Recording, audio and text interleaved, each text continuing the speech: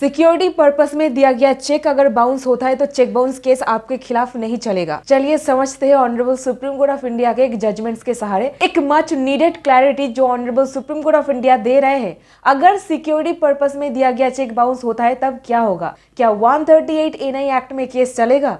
चलिए पता करते हैं आज के इस वीडियो में। सेक्शन 138 नेगोशिएबल इंस्ट्रूमेंट एक्ट का नेचर है क्रिमिनल नेचर, यानी कि यहाँ पर क्रिमिनल केस चलता है और यहीं पर अगर चेक बाउंस केस साबित हो जाता है तो अभियुक्त को 2 साल तक की जेल और जो अमाउंट बाउंस हुई है उसका डबल दी अमाउंट फाइन के रूप में लगाया जाता है। तो यह है पनिशमेंट की बात। तो केस का नाम है Shripati Singh versus state of Jharkhand and others, supreme Court of India. Facts of the case. एक आदमी ने दूसरे आदमी को 2 करोड़ रुपए का लोन दिया। लोन लिखित अग्रीमेंट के साथ दिया गया, एक नॉन जुडिशियल स्टैम्प पेपर पर लिखी गई थी।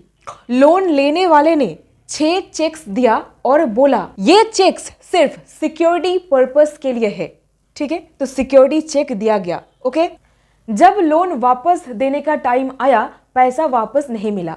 लोन देने वाले ने चेक्स को बैंक पर लगा देता है इनकैशमेंट के लिए। अभी यहीं पर चेक बाउंस हो जाता है इनसफिशिएंसी ऑफ फंड के चलते। अकाउंट में पैसा नहीं था, ये रिमार्क्स पर बाउंस होता है और यहीं पर नोटिस भेजा जाता है कि पैसा को वापस लौटाओ। लेकिन डिमांड नोटिस भेजने का कोई फायदा नहीं होता है। जुडिशियल मजिस्ट्रेट के सामने केस फाइल किया जाता है under section 138 negotiable instrument act कि मेरा जो पैसा है इसको वापस दिलाओ। मजिस्ट्रेट कोर्ट समन भेजता है अभियुक्त को और यहीं पर अभियुक्त आगे आकर के एक मिसलेनियस पिटीशन फाइल करते हैं जुडिशियल मजिस्ट्रेट कोर्ट में। ये कहते हुए एक मिसलेनियस पिटीशन फाइल करके डिस्चार्ज मांगी जाती है कि मेरे खिलाफ ये जो क्रिमिनल प्रोसीडिंग्स चल रहा है यहां से मेरे को डिस्चार्ज किया जाए। ठीक है, लेकिन जुडिशियल मजिस्ट्रेट कोर्ट इसको रिजेक्ट कर देते हैं और यहीं पर मैटर आगे अभियुक्त लेकर के चला जाता है ऑनरेबल झारखंड हाई कोर्ट के पास, चैलेंज करके जुडिशियल मजिस्ट्रेट का जो ऑर्डर था उसको।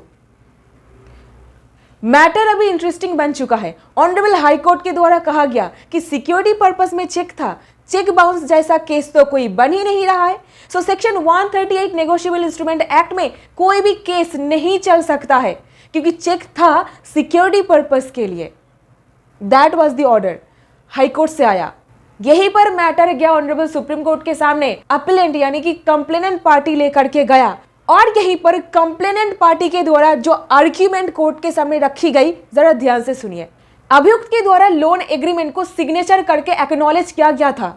जो नॉन जुडिशियल पेपर में एक लोन एग्रीमेंट लिखी गई थी, यानी कि स्वीकार किया था कि मैंने लोन लिया है, ऐसा एक अंडरटेकिंग था कि ये एडवांस अमाउंट को रिपे किया जाएगा, इसीलिए ये 6 चेक्स को दिया जा रहा है सिक्योरिटी पर्पस में।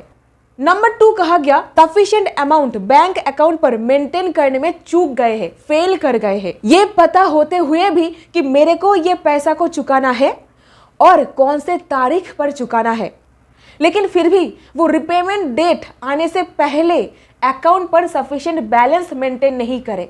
Argument number 3, section 138 negotiable instrument act जो चेक बाउंस के ऊपर बात करता है ये यहाँ पर अप्लाई होता है क्योंकि यहाँ पर एक लीगली एनफोर्सेबल डेट मौजूद है, क्योंकि लोन यहाँ पर दिया गया था। लोन अमाउंट एक लीगली एनफोर्सेबल डेट है जिसको चुकाना था अभियुक्त को कंप्लेनेंट पार्टी को, जो कि ऑलरेडी डिसऑनर हो चुका है जिस दिन चेक को प्रेजेंट किया गया था बैंक में। पॉइंट नंबर 4, हाई कोर्ट गलत तरीके से ऑर्डर पास किया कि सिक्योरिटी पर्पस में चेक जहां पर दिया जा रहा है उसको चेक बाउंस नहीं कहा जाएगा, सेक्शन 138 अप्लाई नहीं होगा। हाई कोर्ट का यह कंक्लूजन गलत था और हाई कोर्ट ने यह भी कहा था कि इसको लीगली एनफोर्सेबल डेट नहीं कहा जाएगा क्योंकि ये एक सिक्योरिटी पर्पस में चेक था, कि ये सारे चेक्स जो इशू करी गई थी इसको ट्रीट नहीं किया जा सकता कि एक लीगली एनफोर्सेबल डेट को डिस्चार्ज करने के वास्ते दिया गया था। और यहीं पर अभियुक्त के तरफ से ऑनरेबल सुप्रीम कोर्ट में बहस करी गई। 3 पॉइंट मेनली बताया गया। सबसे पहला, मैजिस्ट्रेट ने जुडिशियल माइंड अप्लाई ना करते हुए यहाँ पर ऑर्डर पास करे हैं। यहाँ पर कोई cheque bounce case made out ही नहीं हो रहा है। हाई कोर्ट का जजमेंट सही था। यहाँ पर पैसा जो दिया गया था बिजनेस पर्पस में दिया गया था, तो यहाँ पर सिविल रेमेडी अवेलेबल है, तो यहाँ पर सिविल लाइबिलिटी अराइज होता है, क्रिमिनल लाइबिलिटी नहीं। और यही अगर बिजनेस पर्पस में दिया गया लोन अगर अनपेड रहता है तो यहाँ पर सिविल केस फाइल किया जा सकता है, क्रिमिनल केस नहीं। ये कहना था अभियुक्त की तरफ से। लास्ट पॉइंट पर कहा गया कि एपिलेंट जो लोन एग्रीमेंट के बारे में बात कर रहा है, उस एग्रीमेंट पर क्लियर शब्दों में लिखी गई थी कि सारे के सारे चेक्स लोन के लिए सिक्योरिटी था, इसीलिए कोई भी 138 नेगोशिएबल इंस्ट्रूमेंट एक्ट के अंदर केस नहीं बनता। यहीं पर फाइनल डिसीजन की बारी honourable Supreme Court of India ने कहा। यह पॉइंट सबसे इंपॉर्टेंट है, सेक्शन 138 के तहत केस चल सकता है या फिर नहीं। इस सवाल पर honourable Supreme Court of India ने हाई कोर्ट के साथ सहमति नहीं रखी। सुप्रीम कोर्ट ने यह पॉइंट आउट किया कि हाई कोर्ट ने खुद अपने ऑर्डर में माना था कि यह केस सिर्फ लोन की रकम वापस ना करने के लिए है, जो प्रथम दृष्टया यानी कि प्राइमा फेसी एक रिकवरेबल डेट को दिखाता है। और जब यह बात क्लियर हो गई कि पैसा लीगली देना बाकी था, तो हाई कोर्ट के सामने असल सवाल सिर्फ ये रह जाता है कि क्या सेक्शन 138 का ऑफेंस बनता है या नहीं। ध्यान से सुनिए, जब चेक्स ये कहकर दिया गया था कि वो सिक्योरिटी के लिए है और सीधे तौर पर चुकाने के लिए नहीं, क्वेश्चन मार्क, मतलब सुप्रीम कोर्ट के हिसाब से हाई कोर्ट को यह देखना चाहिए था कि चेक सिक्योरिटी होने के बावजूद अगर पैसा देना बाकी था तो चेक बाउंस पर क्रिमिनल केस बनेगा या नहीं। अभी तुम इस बात को समझने की कोशिश करो। सुप्रीम कोर्ट ने दोनों पार्टीज के बीच हुए लोन एग्रीमेंट के हर माइन्यूट डिटेल्स, छोटे से छोटे बड़े से बड़े डिटेल्स को ध्यान से देखा, तो कोर्ट ने माना कि रिस्पोंडेंट नंबर 2 के द्वारा दिए गए चेक्स वाकई ही सिक्योरिटी के तौर पर दिए गए थे। लेकिन इसके बाद भी सुप्रीम कोर्ट ने कहा कि हाई कोर्ट का Sudhir Kumar Bhalla versus Jagdish Chandra and others इस डिसीजन के ऊपर भरोसा करके ये कहना कि सिक्योरिटी चेक पर नेगोशिएबल इंस्ट्रूमेंट एक्ट लागू नहीं होती, ये बिल्कुल गलत है। और इसी पॉइंट को सुप्रीम कोर्ट ने क्लियर किया। ये बात ट्रांजैक्शन की नेचर पर और इस बात पर डिपेंड करती है कि चेक किस डेट को पेमेंट के लिए प्रेजेंट किया गया था, किस डेट को पेमेंट के लिए प्रेजेंट किया गया। अटेंशन प्लीज, अगर चेक लगाने के दिन पैसा देने की जिम्मेदारी मौजूद है तो फिर नेगोशिएबल इंस्ट्रूमेंट एक्ट के प्रोविजंस लागू होंगे। इस बात को सपोर्ट करने के लिए सुप्रीम कोर्ट ने Samapalli Satyanarayana Rao versus Indian renewable energy development energy limited और मिसेस उम्ब लैबोरेटरीज प्राइवेट लिमिटेड के जजमेंट्स पर भरोसा किया। फाइनली कोर्ट ने कहा कि फाइनेंशियल ट्रांजैक्शन के दौरान अगर कोई सिक्योरिटी पर्पस के तौर पर चेक दिया जा रहा है तो वो चेक कोई बेकार कागज का टुकड़ा नहीं होता है। सिक्योरिटी का मतलब यही होता है कि किसी जिम्मेदारी को पूरा करने का गारंटी देना।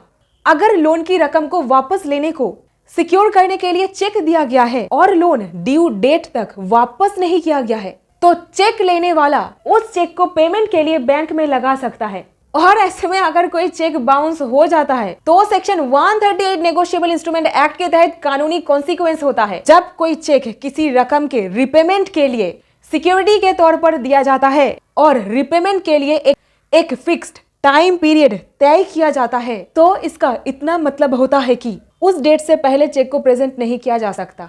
उस डेट से पहले चेक को प्रेजेंट नहीं किया जा सकता। अगर कोई लोन पहले ही पूरा चुका दिया गया हो, उस पर्टिकुलर परिस्थिति में चेक लेने वाला पेमेंट के लिए उस चेक को प्रेजेंट नहीं कर सकता। केस के फैक्ट्स को देखते हुए फाइनली कोर्ट ने कहा कि रिस्पोंडेंट नंबर 2 यानी कि अभियुक्त, उनकी जिम्मेदारी थी रीपेमेंट के लिए जो टाइम पीरियड तय किया गया था उससे पहले, रिपेमेंट के लिए उससे पहले अपने बैंक अकाउंट पर पर्याप्त बैलेंस अरेंज करें। फंड को पहले ही मौजूद करके रखना होगा आपको, ताकि चेक ऑनर हो सके, बाउंस ना हो।